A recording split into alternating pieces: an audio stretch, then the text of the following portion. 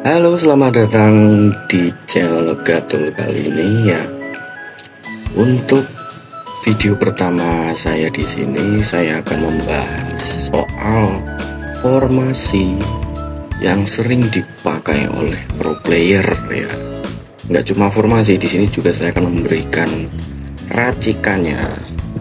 Kenapa saya sebut formasi pro player? Karena memang formasi ini sering banget dipakai oleh pro player PS3 PES 2018 seperti Fatir, terus seperti Virgi. Itu sering banget mereka pakai formasi ini di turnamen, dan jangan diragukan lagi, sudah pasti jago kalau pakai formasi ini. Dan gak cuman formasinya aja, juga untuk racikan untuk menyerang dan bertahannya saya juga akan kasih tahu. Untuk request dan tutorial kalian bisa kirim lewat Sosiabas yang saya taruh di deskripsi ya. Kalian bisa request untuk tutorial apa, misal shoot segala macam, kalian bisa langsung ke Sosiabas. Dan sebelum lanjut ke videonya, jangan lupa untuk kalian subscribe, like, dan share ke teman-teman kalian.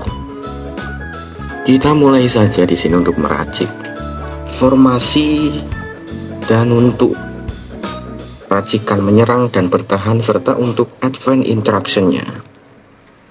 Oke, di sini saya menggunakan Real Madrid ya, karena memang Real Madrid ini sering dipakai pro player untuk bertanding di turnamen. Bagaimana? Pertama kalian langsung ke preset taktik aja, terus ke change formation, terus kalian cari formasi yang bentuknya kayak gini, 4-1-2-3 ya. Ini untuk formasi polosnya, tapi nanti bentuknya nggak akan seperti ini. Kalian pilih aja, terus kalian kembali, kalian pilih ke line up atau edit position, kalian pilih, lalu kalian turunkan posisi striker utama. Di sini Mbappe ya, kita turunkan dua kali, dan dia pastikan sejajar dengan sayapnya ya. Ini sudah sejajar. Lalu untuk sayap kiri kita jadikan striker. Nah segini, jangan nempel gini, tapi jangan nempel banget seperti ini, selisih segini. Oke, nah otomatis dia berubah jadi CF ya. Kalau belum berubah jadi CF bisa kalian ubah sendiri, kalian pencet kotak, biasanya dia akan berubah jadi second striker, cuman kalian ubah jadi CF. Lalu selanjutnya untuk AMF atau gelandang serangnya, kalian untuk Rodrigo ini siapapun nanti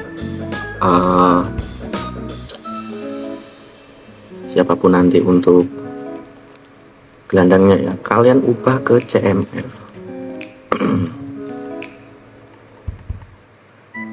Posisinya kalian turunkan sampai pas garisnya ini ya. Setelah pas garis kalian geser, nah geser sedikit seperti ini. Lalu untuk AMF nya kalian turunin 2 kali aja. Lalu untuk, nah di sini kita hanya menggunakan sayap 1 saja, kita turunkan sampai dia berubah ke sayap tengah, terus kita naikin lagi ke sayap depan. Nah seperti ini. Terus kita MF nya kita turunkan 1 kali saja. Nah sudah seperti ini untuk bentuk formasinya seperti ini ya. Jadi para pro player sering menggunakan 2 striker, 1 winger, 1 AMF, 1 CMF, dan 1 DMF. Pastikan ini DMF ya. Setelah seperti ini sebenarnya susunan pemainnya masih acak ya, kasarnya tidak sesuai dengan posisinya ya, walaupun karena ini Real Madrid. Kita kembali, kita pilih support setting, terus kita pilih auto line up select, kita ubah ke by ability. Otomatis mereka akan berubah atau berganti sesuai posisinya masing-masing, dan mereka dipilih dengan ability terkuat mereka atau skor ability paling tinggi mereka. Lalu jangan langsung keluar, kita scroll ke bawah, kita nyalakan auto offside track ya. kembali. Setelah itu sebenarnya kalau kalian nggak mau ganti pemain, kalian mau pakai susunan pemain yang viability juga tidak masalah. Cuman kalian pasti akan menemukan kayak selera kalian masing-masing. Kayak mungkin kalian nggak cocok menggunakan Bellingham sebagai AMF atau Modric sebagai CMF. Jadi kalian bisa ubah dengan tergantung selera kalian masing-masing. Kalau saya sendiri, jujur saya lebih suka CMF-nya Kamavinga, AMF-nya saya Brahim Diaz. Karena apa? Karena Brahim Diaz dia punya mobilitas yang tinggi. Lalu untuk sayap kiri, maksud saya back sayap kiri, saya pindah ke Alaba karena dia juga bisa, dia juga punya defensif yang bagus. Nanti saya kasih tahu alasannya kenapa Alaba saya jadikan back sayap. Terus pengganti Alaba di back siapa? Kita masukkan Eder Militao. Kalau ini versi saya. Setelah selesai, kalian pilih untuk siapa yang ingin ikut mengeksekusi tendangan corner atau sundulan. Karena mengingat Mbappe dan Vini dan Rodrigo mereka tidak bisa untuk mengeksekusi sundulan ya. Kita pilih yang ini, player setting. Kalian scroll ke yang paling bawah. Nah ini player to chain attack.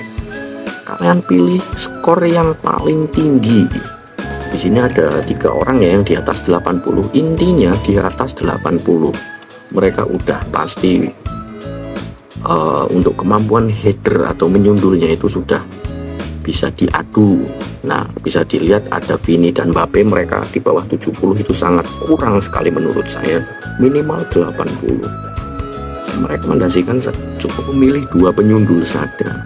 Kenapa? Walaupun di sini bisa kalian pilih 3, kasihan nanti waktu misal kalian kena serangan balik, mereka kan pasti akan tukar posisi karena ini back yang jadi di depan.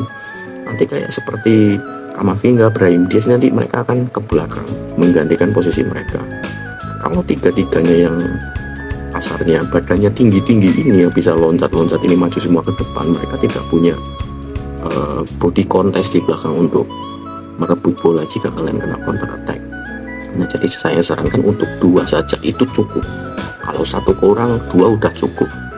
3 worth it tapi dengan syarat dan ketentuan, maksudnya kalian harus siap dengan resikonya. Kalau saya cukup 2 saja, saya sini Eder Militao sama Rudiger. Setelah untuk setting untuk penyundulnya, kita masuk ke racikannya. Ini dia, kita masuk ke preset taktik, langsung ke attacking instruction.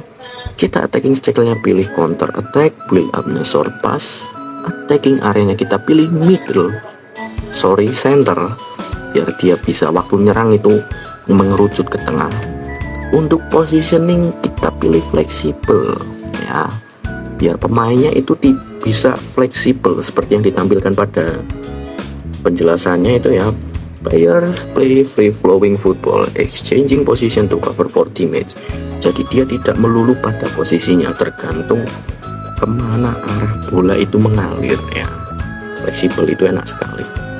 Support range di sini saya menggunakan 4, tidak terlalu sedikit, tidak terlalu banyak. Pokoknya kalian tiru aja.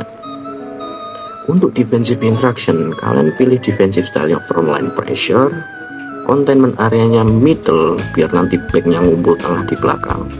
Untuk pressuring atau penekanannya kalian pilih agresif. Jadi begitu ada musuh nyerang, itu semua pemain yang berada di dekat area musuh itu langsung mendekat secara agresif. Kita lanjut ke defensive line. Kalian cukup 1 bar aja biar pemainnya mentok mundur ke belakang ya. Jadi seolah-olah ngasih ruang untuk penyerang musuh untuk berjalan untuk menyerang, tapi udah dihadang sama tembok yang udah di belakang. Kenapa saya bilang tembok? Nah kita lanjut ke compactness, kita fullkan. Nah nanti para back mereka akan mundur ke belakang. Terus kalau compactness-nya full, itu bakal merapat jadi kayak baris gitu. Itu striker pusing, jelas pusing. Mereka harus cari opsi lain untuk menembusnya. Kalau sudah, kita kembali. Nah ini kita masuk ke advanced instruction. Ini Untuk advance interaction untuk pada formasi ini, formasi yang sering digunakan para pro player ini cukup simple ya. Mereka pakai dua defensif ya, kalian pilih defensif ya, kalian pilih defensif, taruh di LB lagi, kalian pilih defensif lagi, taruh di RB. Nah, fungsinya defensif ini untuk apa? Untuk mencegah back sayapnya maju. Jadi walaupun kalian dalam posisi menyerang, posisi counter attack dalam posisi menyerang atau counter attack, ini back sayapnya RB, LB, si Alaba sama Carvajal ini nggak akan maju.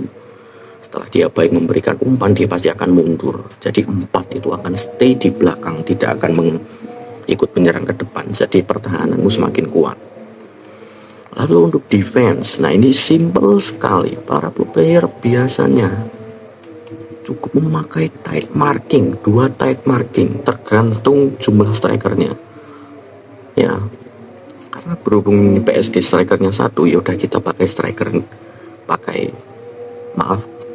karena strikernya cuma 1, kita pilih tight markingnya 1 saja, kita marking si Dembele. Tapi kalau dia menggunakan 2 CF atau 2 striker, kalian menggunakan 2 tight marking, terserah ya. Tapi kalau misal kalian setelah kalian main atau kalian merasa kurang mantap, walaupun mereka hanya menggunakan 1 striker, boleh kok kalian marking salah satu ya, boleh kalian marking baik sayap kanannya atau kirinya atau siapapun itu. Ada catatan, kalau kawan kalian atau musuh kalian menggunakan second striker SS, saran saya jangan di marking karena sangat berisiko sekali, karena second striker itu berada di belakang striker utama, di belakang CF, dan dia playstyle-nya itu untuk membuka ruang, mencari ruang. Nah, kenapa bisa berisiko? Karena dengan kalian memarking second striker, maka back kalian akan terbawa, akan tertarik gitu, sehingganya akan membuka ruang untuk mengoper ke striker utama atau bahkan langsung melakukan tembakan ya. Jadi terserah kalian. Jadi ini untuk racikan formasi para pro player. Dan fun fact ya, formasi ini bisa dipakai di semua klub, di semua tim. Cuman dengan syarat ya harus punya winger kanan ya. Bisa dipakai di semua tim. Yang penting dia sayapnya punya yang terpenting dia harus punya sayap penyerang atau punya winger. Sekian video tutorial atau sekian video dari saya. Kalau untuk request tutorial, kalian bisa langsung ke Sociabas yang ada di script. Kalau untuk request tutorial PS3, kalian bisa langsung ke Sociabas di deskripsi.